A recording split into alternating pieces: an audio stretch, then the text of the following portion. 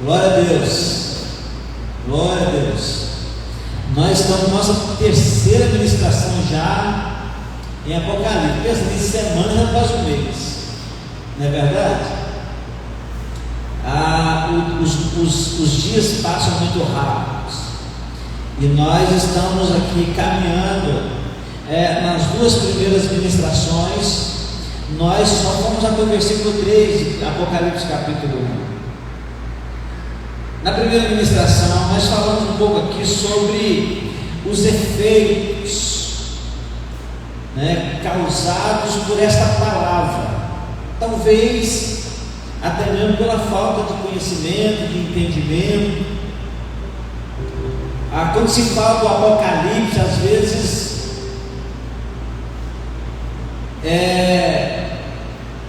dá-se um medo, dá-se uma ansiedade, não é? Porém, nós aprendemos que a palavra Apocalipse, ela significa revelação.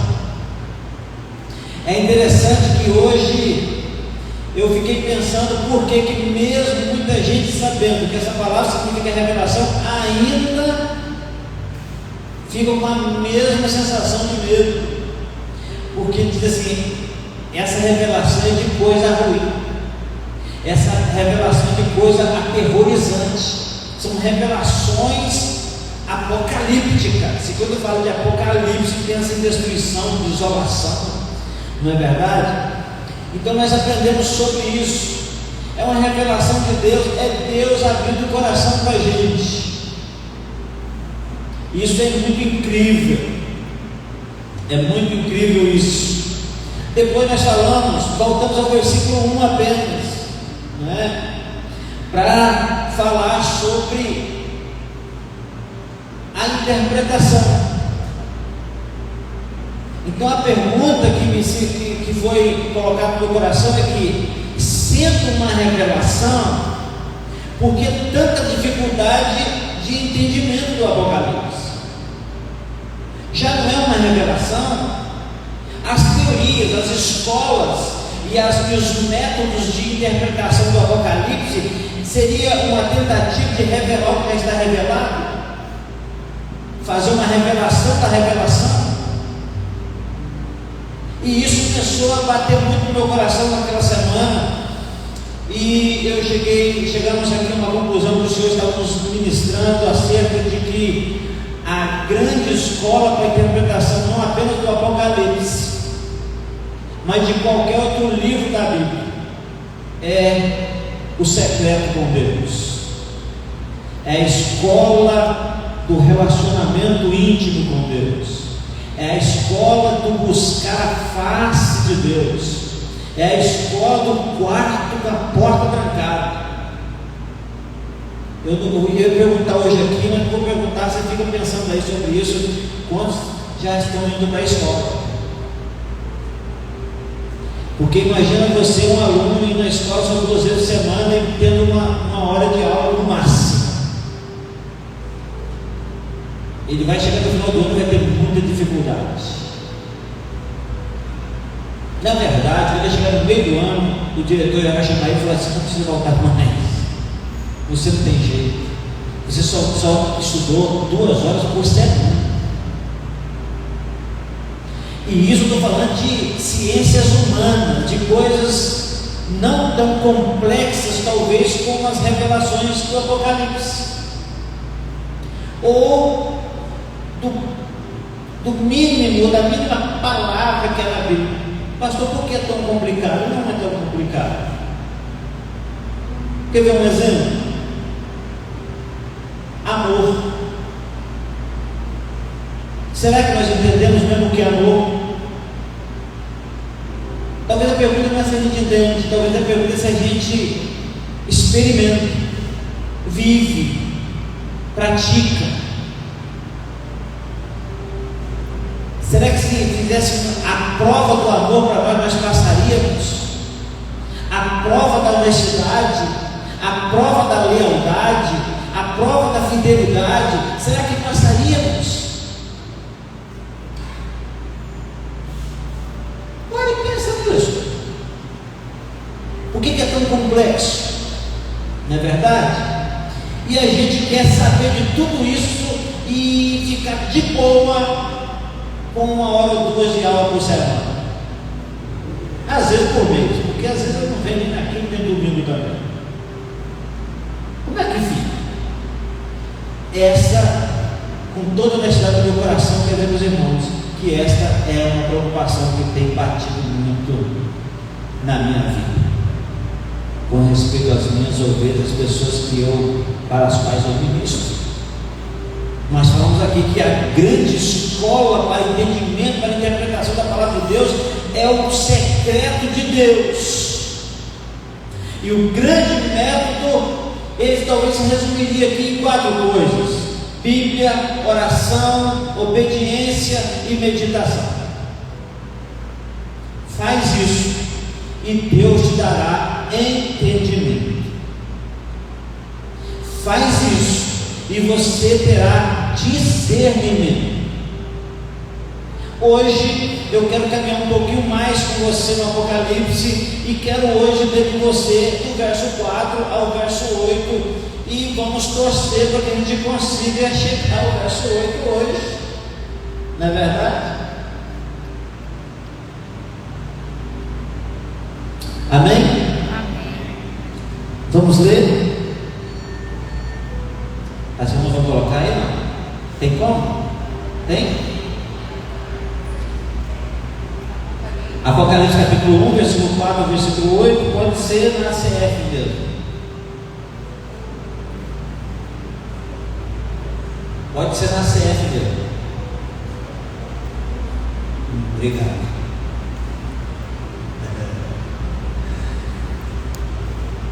Vamos ler? João, às 7 igrejas que estão na Ásia, graça e paz seja convosco, da parte daquele que é, que era e que há de vir, e dos 7 espíritos que estão diante do trono, e da parte de Jesus Cristo, que é fiel testemunha, o primogênito dentre os mortos, o príncipe dos reis da terra. Ponto. Aquele que nos amou e em seu sangue nos lavou dos nossos pecados e nos fez reis e sacerdote para Deus e seu Pai. A Ele seja a glória e poder para todos sempre. Amém. Eis que vem com as nuvens, e todo olho o verá. Lembra que ele está falando todos os olhos, mas todo olho. Vamos lá. Até os mesmos que o traspassaram, e todas as tribos da terra se lamentarão sobre ele. Sim, amém. Verso 8: eu sou o Alfa, o Ômega, o princípio e o fim, diz o Senhor, que é, que era e que há de vir, o Todo-Poderoso. Meus amados irmãos, eu estava compartilhando com a pastora sobre o fato de que é muito incrível nos debruçarmos diante de um texto como esse, de uma pequena porção do Apocalipse, e pensar quanta coisa maravilhosa tem aqui, quanta informação tremenda numa saudação. O tema hoje é a saudação. Falando da palavra, falando da escola e agora da saudação. A saudação, isso aqui é uma saudação. Eu fiquei aqui analisando um pouquinho sobre isso. Pensar que hoje nós vamos falar da saudação de João às 7 igrejas da Ásia: Éfeso, Esmirna, Pérgamo, Tiatira, Sardes, Filadélfia e Laodiceia. As 7 igrejas da Ásia. Capítulos 2 e 3, vamos falar das igrejas da Ásia. mais na sua particularidade. Mas todas as informações do Apocalipse está dizendo que é escrita às 7 igrejas da Ásia. É claro que existia muito mais do que 7 igrejas na Ásia naquele período, mas o Senhor decidiu que essas cartas teriam essa simbologia das 7 igrejas. Como disse, no Apocalipse nós vamos ver muitos símbolos, muitos números, muita coisa simbólica, muita alegoria, e por isso talvez a dificuldade de entendimento. Mas a 7, a começar disso aqui, 7 é um número de completude, de plenitude, de totalidade, é o número de Deus. É o número de Deus, santo por completo, poderoso por completo, todo completo. Ele é antes do início. Dá para você entender isso? Não dá. Sabe por que não dá? Porque Ele é Deus.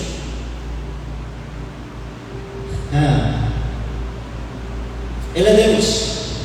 Então Ele escreve as 7 igrejas da Ásia, e 7 tem a ver com totalidade. Essas 7 igrejas, segundo os estudiosos, representam as épocas, as eras e os aspectos da igreja do Senhor no decorrer dos tempos. Se pensarmos que estamos representando a igreja do último tempo, da última hora, significa dizer que nós somos a igreja chamada Laodiceia, que era uma igreja morna, nem quente, nem fria, e que causava nojo na boca de Deus. Ele disse: já que você não é quente nem frio, porque tem gente que tem igreja que é assim, nem é quente nem é frio, morno, diz a Bíblia, Deus falando: vomitar-te-ei da minha boca. Isso é terrível. Mas não é sobre isso exatamente como vamos falar da saudação. E a saudação aqui é uma saudação que era muito costumeira naquele tempo e é para nós hoje. Esses dias alguém entrou no meu carro para pegar uma carona e disse assim: como é que eu cumprimento o Senhor? É com a paz do Senhor? É com graça e paz? Eu falei: minha irmã, não se preocupe, diga a paz do Senhor, graça e paz, Shalom Adonai, bom dia, boa tarde, boa noite, e aí, beleza? Faz o que você quiser, fica tranquilo. Fica de boa. Eu costumo falar graça e paz, mas você não é obrigado a falar isso comigo. Mas aqui o apóstolo João começa dizendo graça e paz. Quando a gente fala graça e paz com alguém, o que você imagina? O que você está ministrando? Você sabia que saudar alguém é ministrar sobre alguém? É por isso que ele vai dizer assim: saudai-vos aos outros. Não é simplesmente falar um bom dia e aí tudo bem. Eu tenho falado aqui que a gente passa para as pessoas, fala e aí tudo bem, mas Deus que ele não para para dizer não está tudo bem.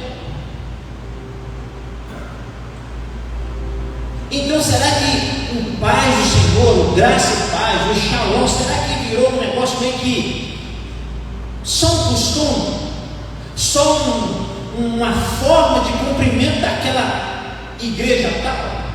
A igreja Batista Cristo Rei cumprimenta com graça e paz. A primeira igreja cumprimenta com boa noite. A igreja Assembleia de Deus cumprimenta com a paz do Senhor. Enfim. E será que isso já virou um negócio assim que a gente fala no automático? Acho que essa é uma outra questão que eu gostaria de pensar, até mesmo com respeito a tudo que vamos aprender. É o problema do automático. O problema da vida no automático. Já reparou que a nossa vida geralmente é no automático? A maior parte dela, a gente já levanta sabendo o que fazer. Já está tudo friamente calculado. Aí quando dá alguma coisa, você fala: hoje está anormal, porque saiu do automático. Então até falar bom dia com alguém fica uma coisa automática. E a vida da gente não pode ser no automático. Porque a Bíblia não fala que Deus é um Deus automático. Deus é um Deus que até a própria misericórdia dele ele renova toda manhã. Toda manhã é nova. Ele fala assim: eis que faço novas todas as coisas. Ele não tem esse negócio de automático. Nós, às vezes eu venho trazer o Davi na escola, quando eu penso que eu já virei aqui nessa esquina. Eu estou indo para a igreja. Está no automático já. É capaz de eu ligar o carro e soltar ele e vem direto aqui. Porque parece que a vida está desse jeito. E por isso a gente não tem nem tempo para Deus. Quando você fala com o irmão, graça e paz, meu irmão, irmã, o que é que você está dizendo? Porque se você não tem mais, se você não está dizendo só no automático, diga só boa noite, fala olá, porque a gente peca menos.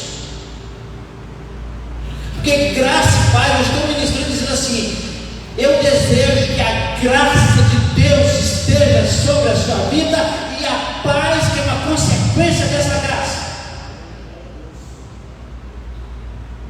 O meu desejo é que a graça de Jesus esteja sobre a sua vida, sobre a sua família, sobre a sua casa, sobre o seu trabalho e a paz que vem dessa graça. Você pensa assim quando você cumprimenta? Pense nisso, porque ele está soltando graça e paz para todo lado, até porque é de graça e é na paz. Sabe, irmãos, ele disse graça e paz, saudar uns aos outros com essa frase, isso significa, não é apenas um cumprimento como boa noite, boa tarde, bom dia. Nós precisamos tomar cuidado com a vida no automático. E aí o Senhor me deu uma frase: falar por falar é melhor não falar.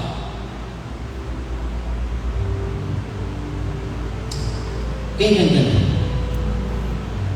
Falar por falar é melhor não falar.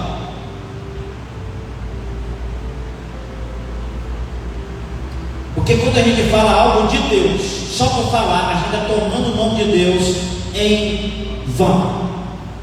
E isso é um problema sério espiritual. Graça e paz, meu Deus, complicou meu graça e paz agora. Vou parar de falar graça e paz. Não, ministro graça e paz como deve ser ministrado.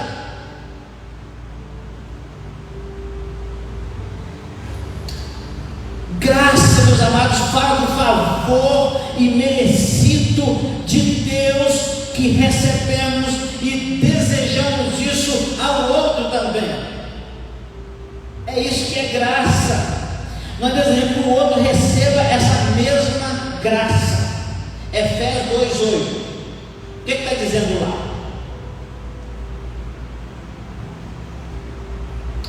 Aí, olha como é importante a graça que nós ministramos. Pela graça sois salvos por meio da fé, e isso não vem de vós, é dom de Deus. É isso, amados, é isso. A paz é a bênção que temos a partir da graça. Pela graça sois salvos, isso não vem de vós, é dom de Deus. Agora olha uma coisa interessante, Romanos 5, versículo 1. Irmãs, acelera. 5:1. Tendo sido, pois, justificados pela fé. Você viu que a salvação é pela graça por meio da fé. Sendo, pois, justificados pela fé, temos paz com Deus. Graça e paz. Dá para a gente estudar um ano sobre graça e paz, e não vamos esgotar ainda. Graça e paz, essa paz, escute isso, irmãos, não é ausência de conflito. Essa paz é um escudo contra os efeitos dos conflitos. Quem está entendendo isso? Aí fica querendo paz, que não vou ter mais conflito. Oh, beleza! Não! Essa paz não significa uma ausência de conflito, porque se você procurar paz no dicionário, vai dizer que é ausência de conflito. Porque essa é a paz que o mundo pode dar. Mas Jesus, em João capítulo 14, João 14, versículo 27, deixo-vos a paz de quem? A minha paz vos dou, e não vou lá dou como o mundo a dá. Por isso, vocês não se preocupem, não fiquem com medo, não temam, não se turbe o vosso coração. Sabe, queridos, portanto, a saudação é graça e paz. E partindo dessa verdade sobre graça e paz,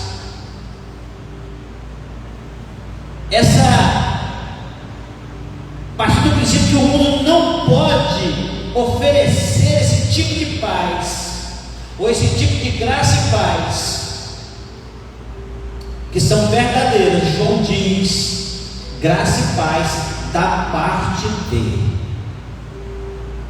Não é isso? E aí ele entra numa saudação trinitariana, numa saudação que envolve toda a Trindade, ou seja, envolve Deus na sua totalidade. Isso é maravilhoso. Ele vai dizer assim: graça e paz da parte daquele que era, que é e que há de vir. Ele está dizendo: essa graça e paz que eu estou dizendo, elas não vêm de mim, da minha garganta, do meu coração, é da parte de Deus.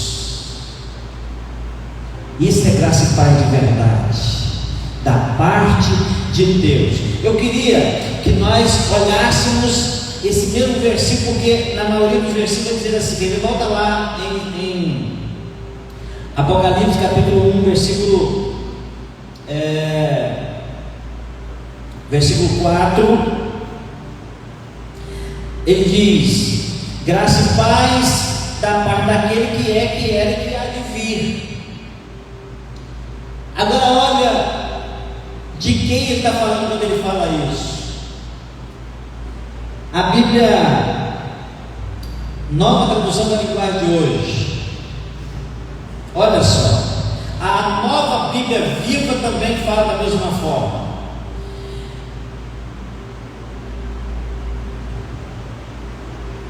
Opa! João, às 7 igrejas da província da Ásia, a você graça e paz de Deus. Ele fala de Deus o Pai. Quando ele fala que era, que é, que há de vir, está falando da eternidade de Deus. É como se dissesse assim: eu estou falando do Deus eterno. Essa graça e paz vem do eterno, daquele que era, que é e que há de vir. Nesse ponto ele está então se referindo a Deus Pai. E essa frase fala exatamente da eternidade de Deus. Olha o que diz o Salmo 90, versículo 1. Lá diz que Deus é o nosso Deus de eternidade a eternidade, como se tivesse mais de uma eternidade. O que o salmista está dizendo? Ele está dizendo que não tem como expressar início ou fim. Deus é antes do início de tudo, de eternidade a eternidade. Eu acredito que o salmista está dizendo, é como se ele fosse o ponto e dissesse de eternidade antes de eternidade para frente, de eternidade a eternidade. Tu és Deus. É isso que está aí?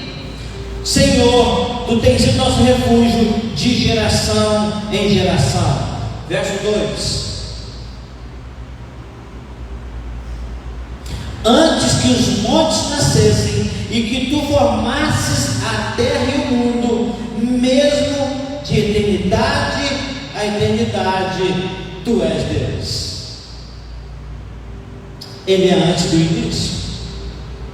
É esse antes do início que pode nos dar a autoridade e a oportunidade de ministrar a graça e a paz. Aí, quando ele fala isso, a graça e a paz é também da parte do Espírito Santo. Ele vai falar assim, da parte daquele que era, que é e que há de vir, e dos 7 Espíritos que estão diante do trono. Volta no versículo 4, por favor, de Apocalipse 1. Aí vai dizer que os 7 Espíritos ali simbolizam exatamente o Espírito em sua plenitude. Lembra que 7 significa totalidade. É o Espírito Santo em todos os seus aspectos. É o Espírito Santo em todas as suas facetas, em todas as suas formas. Os 7 Espíritos que estão diante do trono. Vamos ler ainda Romanos capítulo 8, versículo 6 e Romanos 14, versículo 17. Romanos 8, 6 diz assim: porque a inclinação da carne é carne, mas a inclinação do Espírito é o que? Vida e paz. Vida e graça e paz. Ainda capítulo 14, versículo 17. Porque o reino de Deus não é comida e nem bebida, mas justiça, paz e alegria no Espírito Santo. Ele está falando a graça e a paz que eu estou oferecendo a você, que eu estou desejando a você, é da paz do Deus eterno, da paz do Espírito Santo. Amém? E ele continua no versículo 5 dizendo, olha aí, Apocalipse 1:5. Ele vai dizer: e da parte de Jesus Cristo, que é fiel testemunha, primogênito entre os mortos, príncipe dos reis da terra, aquele que nos amou e em seu sangue nos lavou dos nossos pecados. Ele então vai dizer que essa graça e paz também é da parte de Jesus o Cristo, e isso significa que ele está dizendo que a graça e a paz que ele está ministrando é a graça que vem do Pai, Filho e Espírito Santo, ou seja, a Trindade, o Deus em sua totalidade. Você já imaginou o valor que tem o graça e paz você ministra a alguém?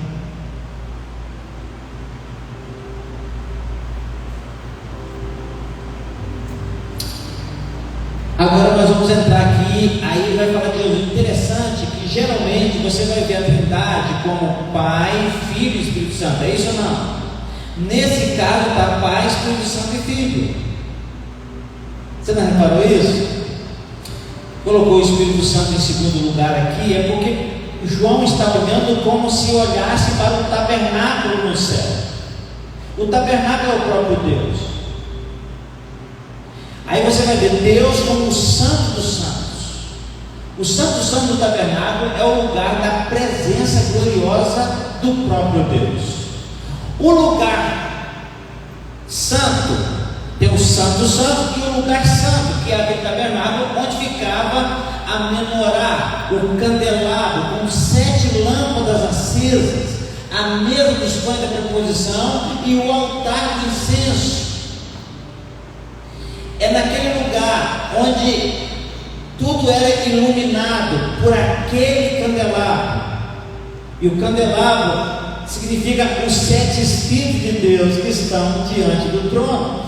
E aí ele vai dizer isso. Ele vai falar isso, ele vai colocar Jesus no último lugar. Eu entendo por algumas situações. Primeiro porque o Santo dos Santos é a presença de Deus, o lugar santo simboliza o Espírito Santo, e o pátio onde havia o altar do sacrifício, onde o sangue era derramado para a propiciação dos pecados, Jesus representando esse lugar.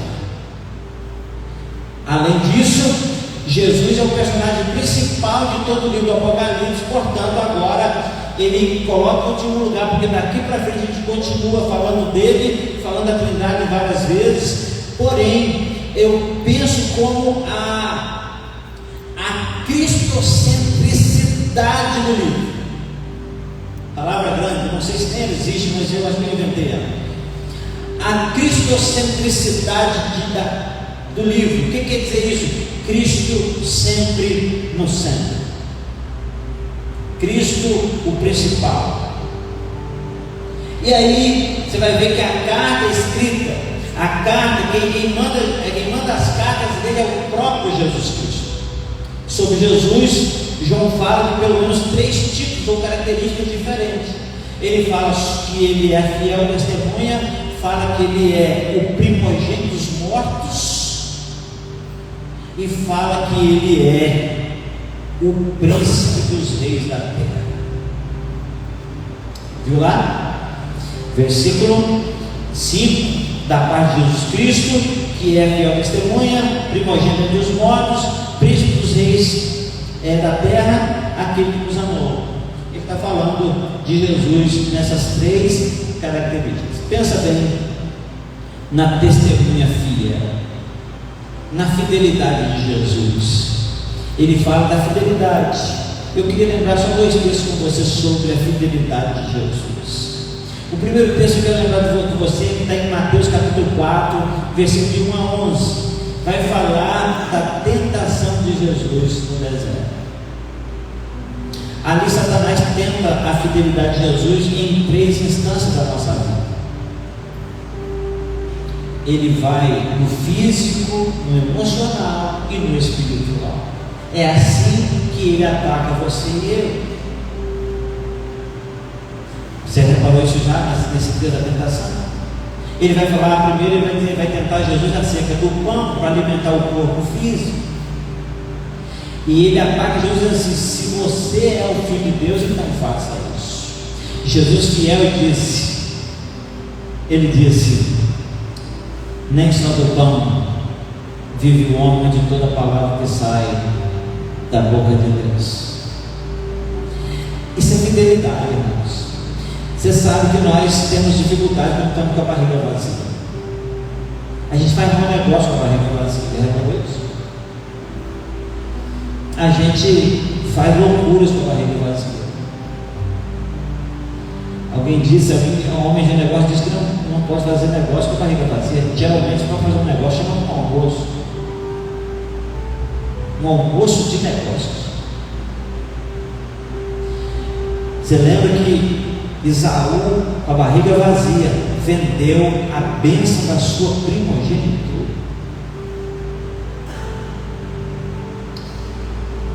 A Eva, com vontade de comer daquele fruto, caiu em pecado. Alimento. O alimento é muito mais grave, muito espiritual do que você possa imaginar. E aí ele vai direto e fala: se tu és o Filho de Deus, manda que essas pedras se transformem em pães. E ele disse: está escrito, nem só do pão vive o homem, mas de toda a palavra que sai da boca de Deus. Diz a Bíblia que Satanás então leva Jesus ao final do tempo e tenta o seu emocional e fala: lance daqui abaixo, porque está escrito que aos anjos dará ordem a teu respeito para que não deixe você tropeçar. Olha como é que o diabo conhece a Bíblia. Olha a fidelidade de Jesus. Ele diz assim: também está escrito, não tentarás o Senhor teu Deus. Deixa eu falar uma coisa de você. Se você estiver em cima do prédio e cair, o Senhor pode cuidar de você e não deixar você morrer. Mas se você se jogar, você vai cair e se espatifar no chão. Está tentando a Deus. A Bíblia diz assim: você beberá coisa mortífera e não morrerá. Eu acredito que alguns de nós já tomou veneno sem saber, e não aconteceu nada. Agora vai lá e pega o veneno e bebe para testar. Jesus então diz assim: não tentará o Senhor teu Deus. Não tentará o Senhor teu Deus. E por fim, Satanás então tenta no mundo espiritual, no âmbito espiritual, sobre a adoração. E ele fala: tudo isso darei se você prostrar e me adorar. Quantos de nós estamos deixando de estar na mesa do Senhor e nos dobrarmos diante das ofertas de Satanás, sobre tudo que Ele pode nos oferecer, os reinos e a glória dos reinos desse mundo?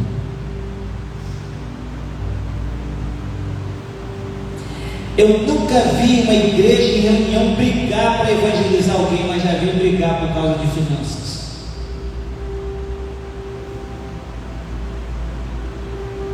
Eu nunca vi alguém deixar de ganhar dinheiro para ir na igreja, mas já vi deixar de ir na igreja para ganhar dinheiro. Se prostrado me adorares. Jesus fala assim: vai de Satanás, porque ao Senhor teu Deus adorarás, e somente a Ele prestarás culto.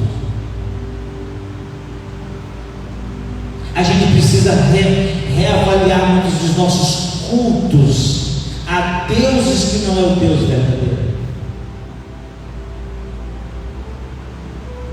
A Bíblia fala de deuses criados no nosso coração. Há poucos dias estamos aqui numa administração, numa quinta-feira, e alguém, não era acho que nem assunto do estudo, alguém levantou uma questão sobre o coração endurecido do faraó. E o Senhor ministrou naquele momento, dizendo: olha, sabe por quê? Não foi Deus exatamente que endureceu, tornou o coração dele duro, mas quando Deus mexeu nos deuses dele, ele se endureceu. Todas as vezes que Deus mexe com os nossos deuses, nós ficamos chateados. E essa frase ficou agarrada, ficou agarrada em mim. Você me livre dos meus deuses. E às vezes você pensa que o seu Deus é uma coisa que você criou, formou, ganhou. Não, talvez o seu Deus é você mesmo. Porque Jesus disse que a primeira coisa para você segui-lo é você negar a você mesmo. E isso é muito sério. Então nós estamos aqui numa saudação e ele vai dizer que Jesus é a fiel testemunha. Agora olha isso, irmãos. Filipenses capítulo 2, eu quero ler do verso 2 ao verso 11.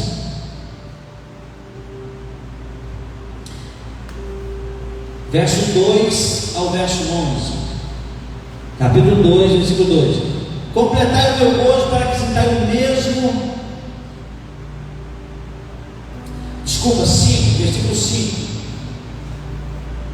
De sorte que haja em vós o mesmo sentimento. Qual sentimento? O mesmo. O mesmo sentimento que houve em quem? Em Cristo Jesus. Como que eu vou saber isso, pastor? Estude a palavra que diz acerca de Jesus. E você vai perceber quais eram os tipos de sentimentos de Jesus. E a Bíblia vai dizer: tende em vocês a mesma atitude, o mesmo sentimento que também houve em Cristo. Verso 6. Que sendo em forma de Deus, não temos usurpação de ser igual a Deus, mas fez-se a si mesmo de nenhuma reputação, tomando forma de servo, fazendo semelhante aos homens. E achando-se na forma de homem, humilhou-se a si mesmo, sendo obediente até a morte, e morte de cruz. Por isso, Deus também Deus o exaltou soberanamente. Ele deu um nome que é sobre todo nome, para que ao nome de Jesus, ao nome de Jesus se dobre todo joelho, dos que estão no céu, na terra e debaixo da terra, e toda língua confesse que Jesus Cristo é o Senhor, para a glória de Deus o Pai. Meus amados, a fiel testemunha, Jesus foi fiel até a morte de cruz, foi obediente. E ele vai dizer no Apocalipse assim: seja fiel até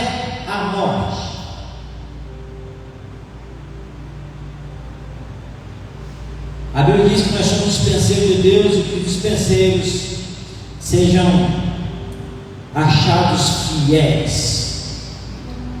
Jesus é testemunha fiel.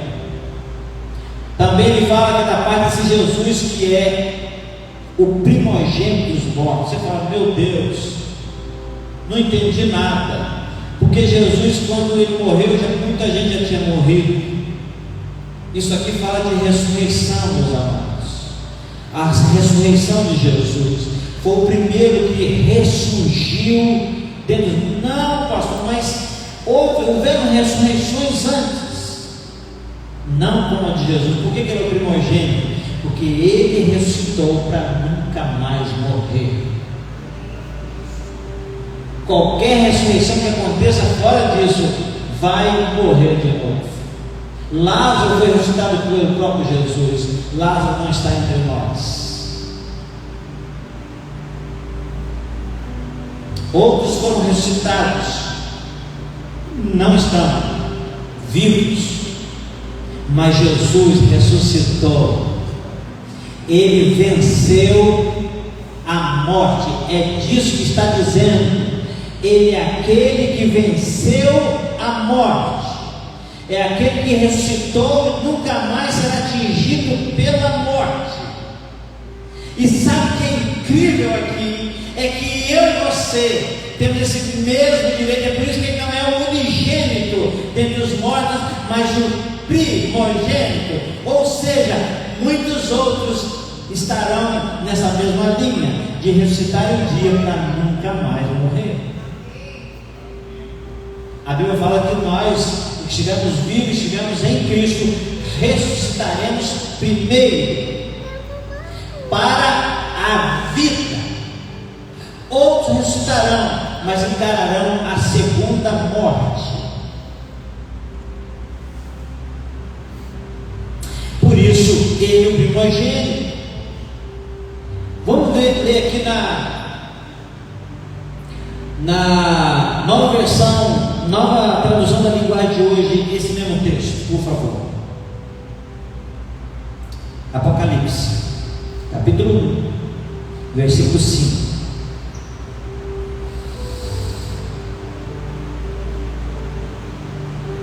Aí, e da parte de Jesus Cristo, a testemunha fiel, ele é o primeiro filho que foi ressuscitado, no sentido de nunca mais voltar a encarar a morte. A verdade é que isso parece até polêmico. Primeiro ressurreto, parece que piora ainda a nossa compreensão, mas é isso que está dizendo. Podemos aqui argumentar que houveram ressurreições, como já disse, mas aqui está falando de o primeiro que ressurgiu definitivamente. O primeiro que ressurgiu para nunca mais morrer, Jesus, o primogênito. Porque assim como ele, por que o primogênito? Porque assim como ele, nós, os que estivermos em Cristo, ressuscitaremos e viveremos para todo sempre. Você não entendeu? É porque esse negócio de morrer, isso está dando medo na gente. Eu não quero morrer. Sabe, meus irmãos, olha aí, vamos ler um texto aqui, Romanos capítulo 6, versículo 5. Pois se fomos unidos com ele por uma morte igual à dele, assim também seremos unidos com ele por uma ressurreição igual à dele. Aí no versículo 8 e versículo 9 desse mesmo texto: se já morremos com Cristo, cremos que também viveremos com ele. Verso 9: sabemos que Cristo foi ressuscitado, ele nunca mais morrerá, pois a morte não tem mais poder sobre ele. Amém, queridos? Glória a Deus por isso. Por isso que Apocalipse é uma carta de consolo, de esperança. É por isso que a graça e paz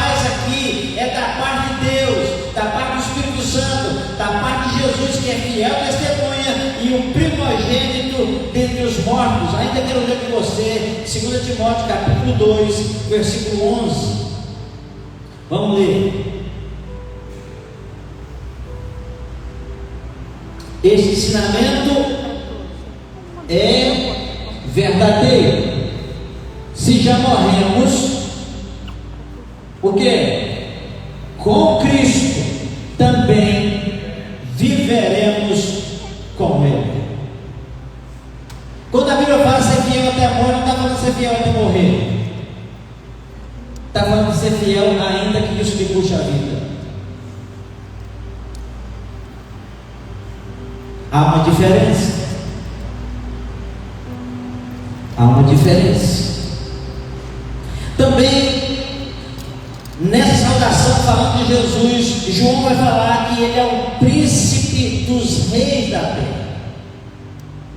Olha isso na nova tradução da linguagem de hoje, ainda o versículo 5 aí, do capítulo 1 de Apocalipse.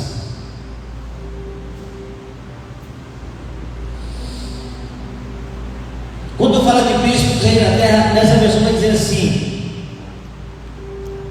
e que governa os reis da terra. Ele é o soberano sobre todos os reis da terra. Eu fiquei imaginando os grandes poderosos da terra, os grandes nomes. Esse é o que você pensou. Os grandes governantes, que às vezes até a voz deles faz tremer o mundo. Na verdade é que tanto essa versão como a edição contemporânea, como a nova Almeida atualizada, como a Almeida Revista atualizada, todas elas falam que governa como soberano. Jesus está acima dos reis da terra. Por isso que é bom a gente pensar nos homens mais poderosos dessa terra. Jesus está incalculavelmente acima disso. Pensar em Jesus e a gente não tremer é quase uma blasfêmia, porque a gente pensa em grandes reis da terra e a gente fica meio que, imagina você, se chegasse aqui o cara mais famoso, governante maior desse mundo, entrasse por aquela porta, nós ia querer tirar foto com ele, nós ia querer pegar a mão dele e falar: gente, eu peguei na mão do homem mais poderoso dessa terra. Não, você pode pegar na mão do homem mais poderoso desse universo agora mesmo. É isso aí que está. A nossa idolatria de só crer naquilo que a gente vê é um perigo. É por isso que os aproveitadores, percebendo isso, começaram a criar imagens, porque eles perceberam que as pessoas tinham facilidade de crer naquilo que vê. Então o mundo diz que você precisa ver para crer. O mundo espiritual em Cristo diz: você crê para ver. É preciso que a gente entenda isso. Ele é o príncipe dos reis da terra. Até então, vimos João falando sobre a origem, a causa de saudarmos com graça e paz. Ele fala: graça e paz que eu estou desejando a você, não vem de mim, ela é do Pai, ela é do Espírito Santo, ela é de Jesus. Por isso eu posso desejá-la a você. É isso que vimos até agora. Podemos chamar a saudação de saudação trinitariana ou trinitária, porque ela fala de trindade.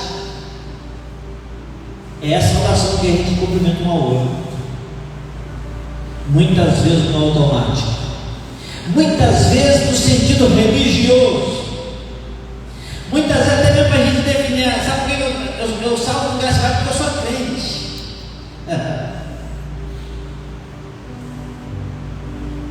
Então a gente precisa tomar cuidado, inclusive, com essas coisas.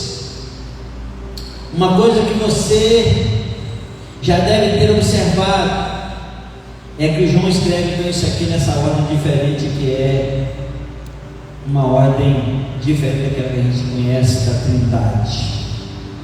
Portanto, feita essa saudação, João então mostra para a igreja a relação bem direta de Jesus com a sua igreja. Versículo 5, parte B, versículo 6, diz assim, volta lá na CF, por favor. Vai dizer assim: aquele que nos amou e em seu sangue nos lavou dos nossos pecados. Isso aqui está falando da relação de Jesus conosco, e que nos fez o quê? Reis e sacerdotes. Olha que tremendo isso. Ele nos fez reis e sacerdotes para Deus, seu Pai. A Ele, somente a Ele, glória e poder para todo sempre. Amém. Eu quero pensar com você sobre isso, e nesse mesmo tempo que ele mostra a sua relação aqui, ele vai dizer que ele conclama a igreja a adorar a Jesus. Ele fala assim: a Ele seja a glória. Ele fala que a relação de Jesus tem a ver com a sua morte para nos salvar, para nos lavar. Nós temos relação com Jesus de sangue, nós somos lavados pelo seu sangue, e por isso João então nos conclama a igreja a adorar a Jesus. Por que precisamos adorar a Jesus? Ele fala assim: porque Ele nos ama, porque Ele nos amou e em seu sangue nos lavou. Ele sim, nós devemos a glória, o poder para todo sempre. Nós poderíamos citar vários textos, mas eu queria só dizer para você anotar aí depois. Talvez não vamos passar por todos eles, mas 1 João capítulo 3, versículo 16 diz que nisto conhecemos o amor, que Ele deu a sua vida por nós.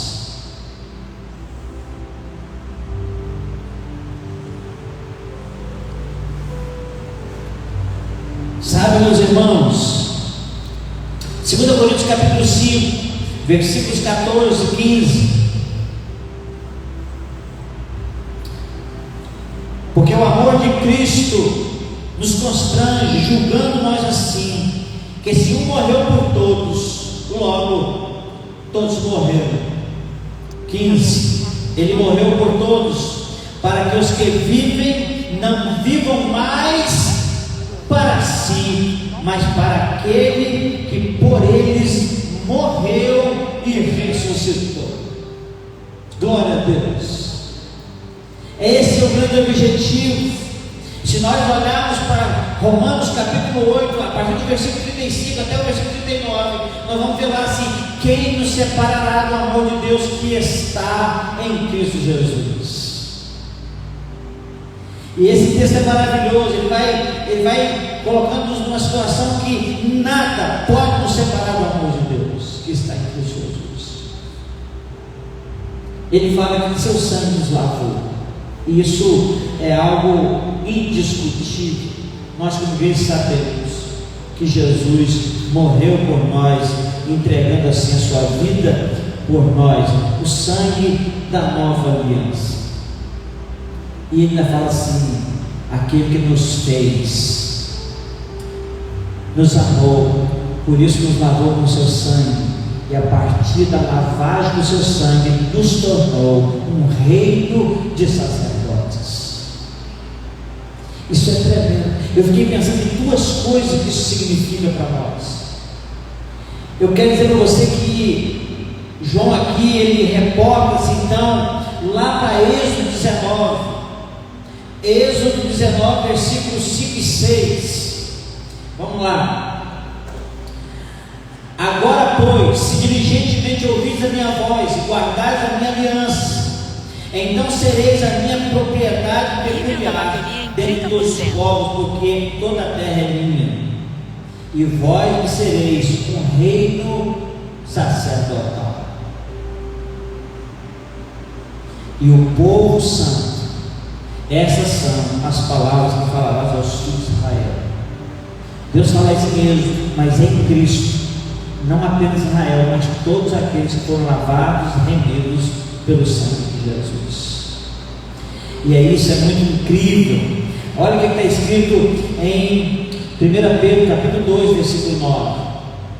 Vai dizer: mas vós sois a geração eleita, o sacerdócio real, a nação santa, o povo adquirido com um objetivo, com um propósito especial, para que anuncieis as virtudes daquele que vos chamou das trevas para a sua maravilhosa luz. Ele nos fez um reino de sacerdotes. E quando ele fala de reis e sacerdotes, eu penso em duas coisas que talvez você esteja pensando também. O que ele está dizendo é que a igreja desse mundo, ela primeiro tem autoridade. Nós não seguimos apenas um reino, nós somos um reino de reis. Ou seja, a autoridade do governo sobre todos os reis em nós. Ele nos fez reis. Por isso é que ele é o rei dos reis da terra. Os reis da terra é a igreja de Jesus. Duas coisas que me retratam ele fazendo os reis e sacerdotes. Primeiro, a autoridade nesse mundo. Segundo, a adoração diretamente a ele. Só a igreja de Jesus pode adorar. Nenhum outro povo na terra, nenhum outro grupo na terra tem poder, tem direito, tem liberdade, tem licença para adorar a Deus. Somente a igreja. Você sabe por quê? Porque a igreja é constituída de pessoas lavadas e remidas no sangue de Jesus. E uma pessoa, uma vez lavada e remida no sangue de Jesus, ela tem o seu espírito vivificado. E só em espírito se pode adorar a Deus. Fora de Jesus, espírito morto. E espírito morto não adora. Em Cristo é a igreja. E a igreja é a única na terra que pode adorar a Deus. Por isso nós somos um reino de sacerdotes. Nós somos reis e sacerdotes. Ele nos fez assim. É isso que está escrito no Apocalipse. Olha como o Apocalipse é maravilhoso. Meus amados irmãos, João então diz: a ele seja a glória, poder para todo sempre. E ele diz: assim seja. Ele diz: amém. É interessante que ele fala o primeiro amém aqui. Então nós vimos que João saúda a igreja, conclama a igreja para adoração a Jesus. E agora ele diz: prestem bastante atenção, porque a chapa vai esquentar.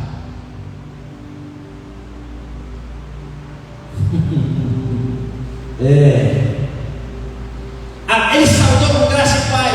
Ele mostrou quem somos em Cristo. Ele nos conclama a adorar. Mas agora, ainda nessa salvação, ele fala: eu preciso chamar a atenção de vocês. Prestem bastante atenção. Na minha versão diz assim: vede, olhe. Como está na nova tradução da linguagem de hoje? Você pode dar uma olhada? Apocalipse capítulo 1, versículo 7.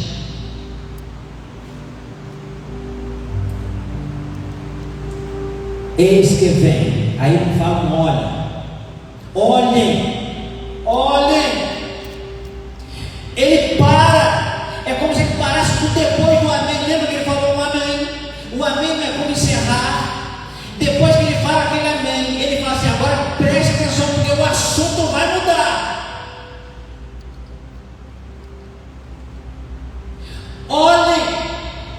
Ele vem, meus amados irmãos. Ele fala, ele vem, todo olho o verá. Todo olho verá. E ele fala mais: os que o traspassaram também o verão. E ele fala mais: o mundo inteiro se lamentará sobre ele. O que isso quer dizer? Primeiro, ele vem. Isso não é uma ameaça. Não é uma ameaça, é uma promessa. Isso não é uma pressuposição, isso é uma realidade. Isso não é uma simples vontade, isso é uma certeza. Ele vem. Amém. Ele vem. Ele vem cedo. Se você for lá no finalzinho de Apocalipse, capítulo 21, não sei se versículo 20, não sei se capítulo, versículo 22, 21 também, deixa eu ver aqui. Vai lá no capítulo 21, 22. Aí eu aqui, errando tudo aqui, espera aí. Deixa eu conferir. 22. Capítulo 22, versículo 20. Olha o que Jesus diz. Aqui é o próprio Jesus dizendo. Não é João escrevendo o que ele diz, é ele mesmo dizendo. Ele diz: certamente, cedo vem. Ele vem. Ele vem cedo. O que é vir cedo? Então nós vamos levantar de madrugada porque vai vir bem cedinho. Não tem a ver com isso. Tem a ver com antes do horário que você imagina, antes do dia que você imagina. E olha que nós nem imaginamos dia nenhum, a gente não quer nem imaginar. Ele vem cedo, ou seja, em uma hora que ninguém espera. Eu chamo isso de surpresa anunciada. Ele está dizendo que vem o tempo todo e ainda será uma grande surpresa. Já viu avisar surpresa e ainda essa surpresa? Volta de Jesus. Sabe, irmãos, ele vem. Esse anúncio é um conforto para alguns e um desconforto para outros. O que a gente precisa analisar é o quê? Em qual dos grupos que eu estou? Se é no do desconforto ou no do conforto. Se dizer que Jesus Cristo vem é um conforto para mim, é uma alegria para mim, é uma realização do meu coração, ou se é um motivo de medo, de desespero, de desconforto. Mas uma coisa é certa: ele vem. Por isso, depois da saudação, João ele parece que arregala os olhos para nós e diz: olhe, preste atenção. Ele vem. E olha o que ele fala: todo olho o verá. Sabe o que ele está dizendo isso? Até aqueles que foram cegos o verão. Aqueles que faltavam um olho verá com os dois, porque todo olho. Aqueles que morreram o verão. Aqueles que estiverem vivos o verão. Todo olho verá. Sabe o que isso quer dizer? Isso também quer dizer que a vida de Jesus não será secreta, será visível para todos. Os que estão na terra, os que estão mortos, os que estão debaixo da terra, todos verão. É isso que a Bíblia está dizendo. Veja Mateus 26, versículo 24, ou aliás, versículo 64. Mateus 26, 64, assim, disse-lhe Jesus. Quem disse? Jesus, mesmo dizendo, ele diz: tu disseste, digo porém, que vereis em breve o Filho do Homem assentado à direita do poder e vindo sobre as nuvens do céu. Olha o que João vai dizer no Apocalipse capítulo 1, versículo 7. Ele vai dizer: ele vem com as nuvens e todo olho o verá. E ele ainda fala mais, ele cita aqui o fato de que os que trespassaram verão. O que ele está falando? Os soldados romanos, os líderes judeus, o povo judeu, Pilatos, que lavou as mãos quando poderia decidir algo sobre Jesus, todos verão. E a Bíblia vai dizer, e João vai dizer, que todas as tribos da terra o verão, ou seja, todas as pessoas no mundo inteiro o verão no mesmo momento. Vai ser na mesma hora, vai ser no mesmo instante.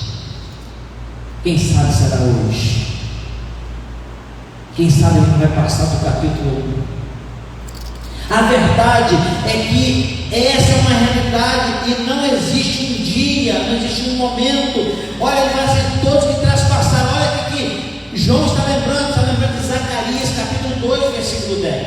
Olha, já era uma profecia de Zacarias.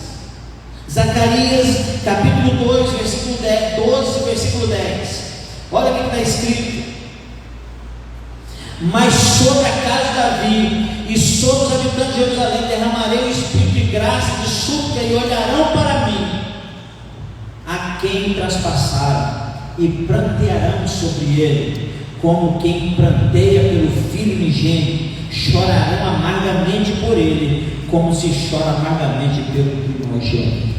Sabe o que está falando? A Bíblia diz que todas as tribos o verão, toda a humanidade. Isso se refere até mesmo aquelas tribos mais remotas da terra. Todos verão. Todos verão.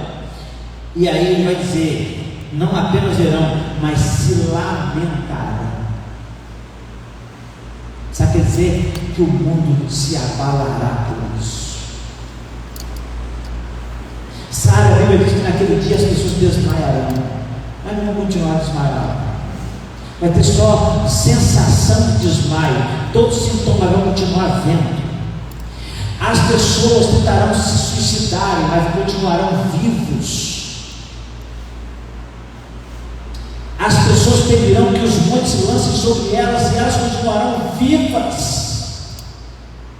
Porque naquele dia a morte não terá poder sobre ninguém, porque todo olho verá. Olha o que a Bíblia vai dizer em Filipenses capítulo 2, versículo 9 a 11, se me falha a memória. Vai dizer que todo joelho se dobrará, toda língua confessará que Jesus Cristo é o Senhor.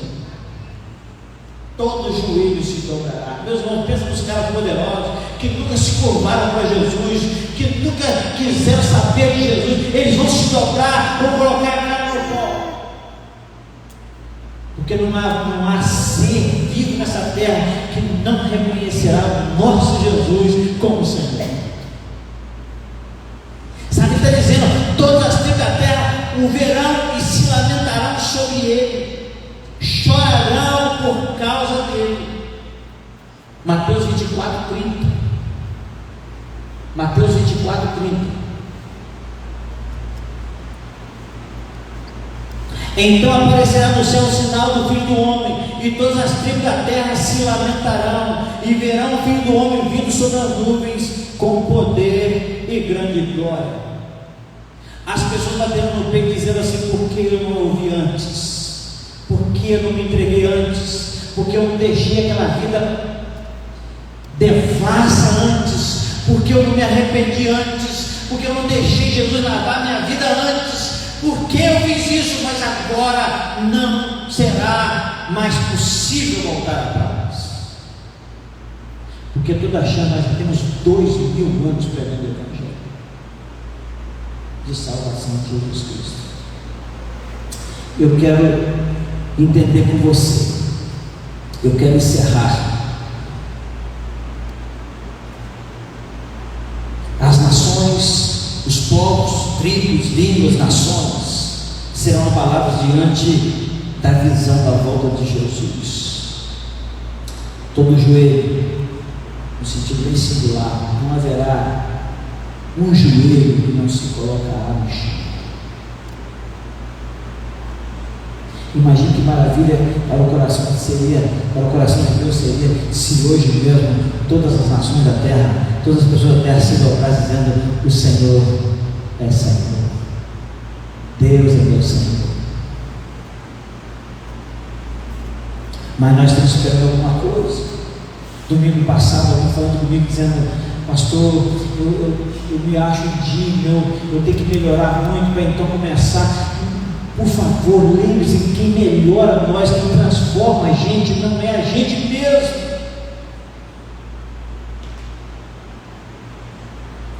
E ele diz, ele termina esse texto, esse versículo 7, ele diz: vede, ele vem com as nuvens, e todo olho verá, até mesmo os que o transpassaram, todas as tribos da terra se lamentarão sobre ele. Aí ele fala duas palavras interessantes. Primeiro é sim. E na visão que eu tenho, é que quando ele diz sim e amém, sim, na minha visão, ele está dizendo: assim será, desse jeito mesmo. Então assim será, e que assim seja. Sim e amém. E aí, o que me faz concluir agora com você é que o texto de Apocalipse, capítulo 1, versículo 4 a 8, é um holofote apontando para todo o livro de Apocalipse. É como se fosse um pequeno resumo de tudo que a gente vai ver durante a leitura do Apocalipse. É como uma pequena porção para mostrar o que veremos em toda essa série. De certa forma, esse pequeno trecho aqui, essa pequena porção, dá uma ideia sobre o que está contido nesse livro. E eu quero concluir a nossa ministração de hoje com a assinatura de Jesus nessa salvação. Sabe, poderia terminar ali e falar assim: está tudo certo, está na Bíblia, mas Jesus resolveu falar assim: eu quero testificar isso. Eu quero assinar embaixo. E o versículo 8 diz: eu sou o Alfa, o Ômega, o princípio e o fim, diz o Senhor, aquele que era, que é e que há de vir, o Todo-Poderoso. Jesus assinou a salvação para dizer assim: João escreveu, mas quem mandou fui eu. João escreveu sobre a minha ordem. Portanto, meus amados, nós queremos encerrar por aqui hoje. É claro que eu não vou ouvir aquele porque estamos assim querendo ir embora mesmo.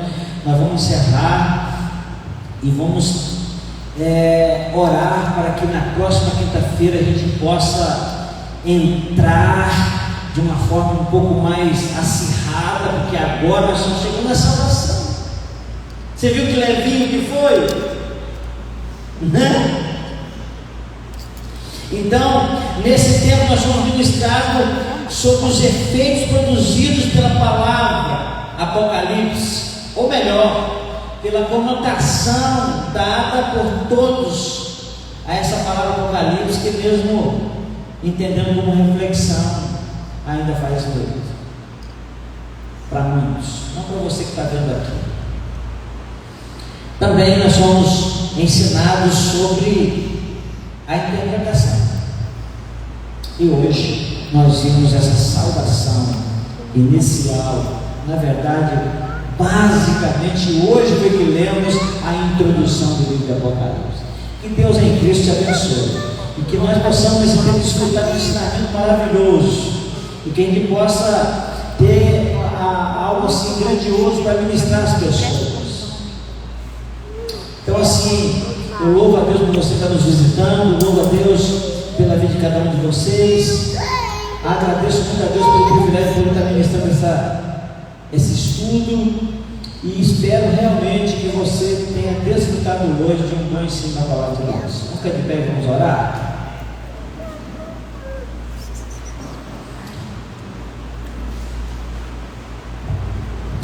Deus querido, Deus amado, Deus bendito, muito obrigado, Deus, por nos alertar, por nos ensinar, por nos confortar pelo fato de que o Senhor decidiu, através do Apocalipse, abrir o seu coração para nós.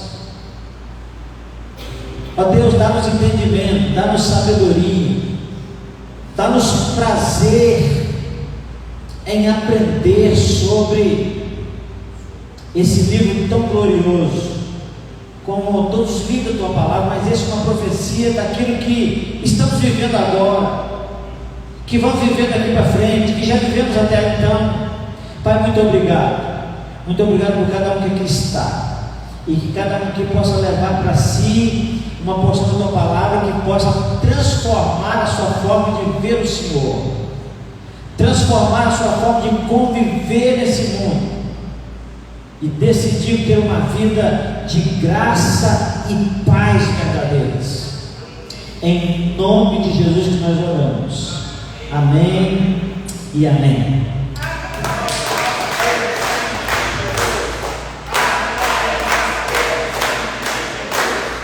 Multiplicação. Glória a Deus. Deus abençoe. Obrigado.